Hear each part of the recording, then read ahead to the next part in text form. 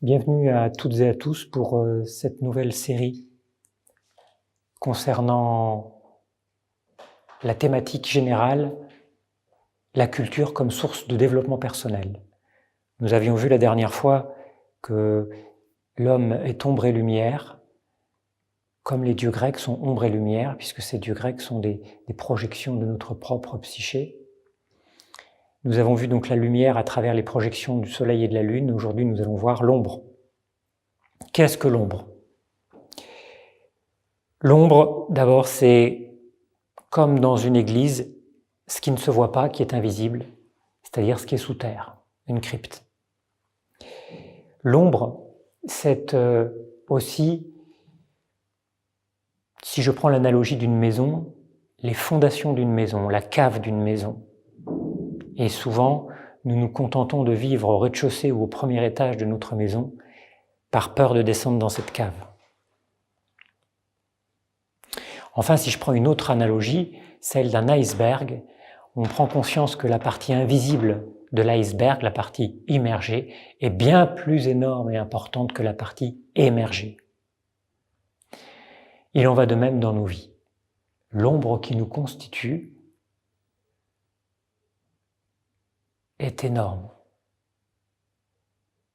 Il y a, d'une part, tout ce qui est invisible, c'est-à-dire, dit autrement, tout ce qui est inconscient, c'est-à-dire ce qu'on ne sait pas, qui est enfoui.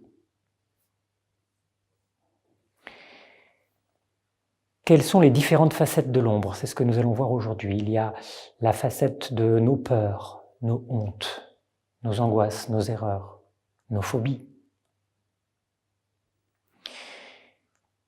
Mais il y a aussi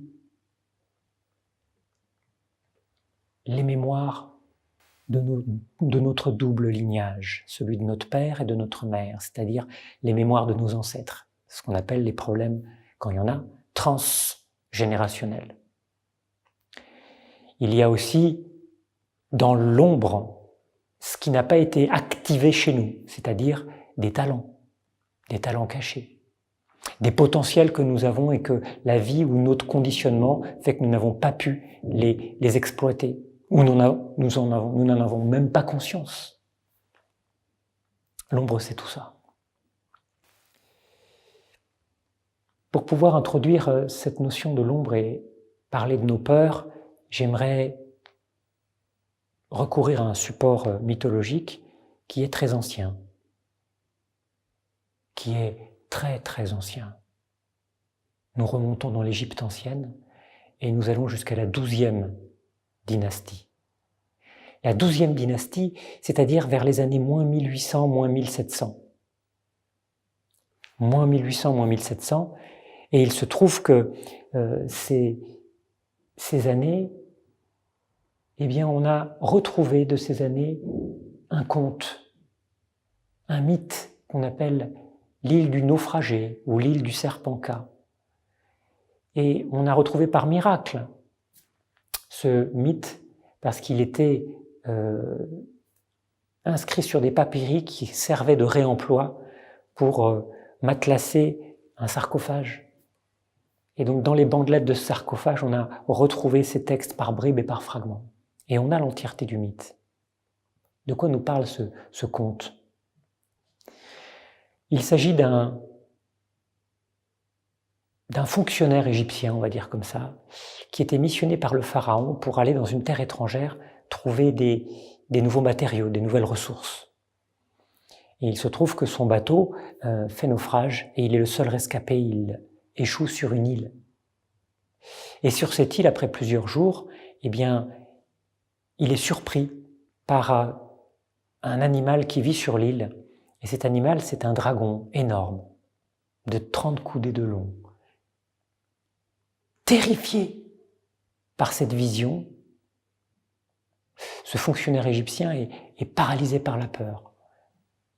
Et ce dragon lui dit « Ne crains rien. Si tu t'approches de moi et que nous rentrons en dialogue, tu verras que derrière ta peur se cache une énorme richesse que je veux te partager. Es-tu prêt à affronter tes peurs? Et le fonctionnaire égyptien va accepter la confrontation et il va prendre conscience que, en fait, ce dragon ne lui veut aucun mal. Ce dragon va lui partager sa richesse. Ce dragon va lui annoncer que dans 4 jours, il y a un bateau qui va venir le chercher pour qu'il retourne chez lui. Et le message que ce dragon laisse au fonctionnaire égyptien, c'est « Espère, sois courageux et patient ». Ce mythe, ce conte est très fort parce que les clés de lecture sont les suivantes. Si nous acceptons dans nos vies de nous confronter à nos peurs au lieu de fuir ou au lieu d'enfouir ce qui nous fait peur, si nous acceptons cette confrontation, si nous acceptons d'ouvrir la porte de la cave de notre âme, cet endroit où il fait humide, où il fait sombre, où nous avons peur, eh bien, il se trouve que si nous acceptons cette confrontation, derrière nos peurs se trouve une richesse à laquelle nous pouvons accéder.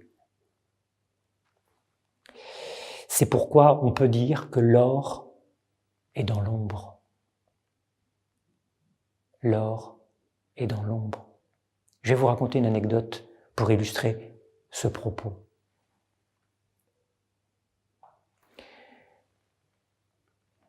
Il y a un homme qui s'est marié et cet homme jeune marié avait un talent.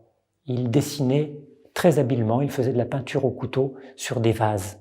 Et pendant son voyage de noces, il passait 2 heures par jour l'après-midi à faire ses peintures.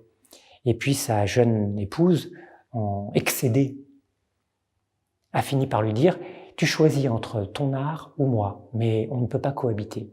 Et par amour pour elle, il a accepté de mettre ce talent sous le boisseau et donc d'enterrer, pour plaire à son épouse, d'enterrer ce talent. 4 ans plus tard, ils ont des enfants. Un de ces enfants a le talent de papa. Et il va montrer ses dessins à 8-9 ans. Et en montrant ses dessins à 8-9 ans, eh bien, la mère va le complimenter, mais le père va lui dire « Pas terrible ton dessin, il manque de couleurs, les perspectives sont mauvaises, le trait n'est pas ferme. » Et le fiston n'a pas eu l'assentiment du père. Et pour se construire, ça a été difficile. Pourquoi une telle réaction du père? Tout simplement parce que le jeune talent en herbe de son fils l'a renvoyé à son propre talent qu'il avait enfoui. Et ça génère bien sûr une frustration. Et devant cette frustration, eh bien, le père n'a pas su se positionner. Et il a tout projeté sur son fils.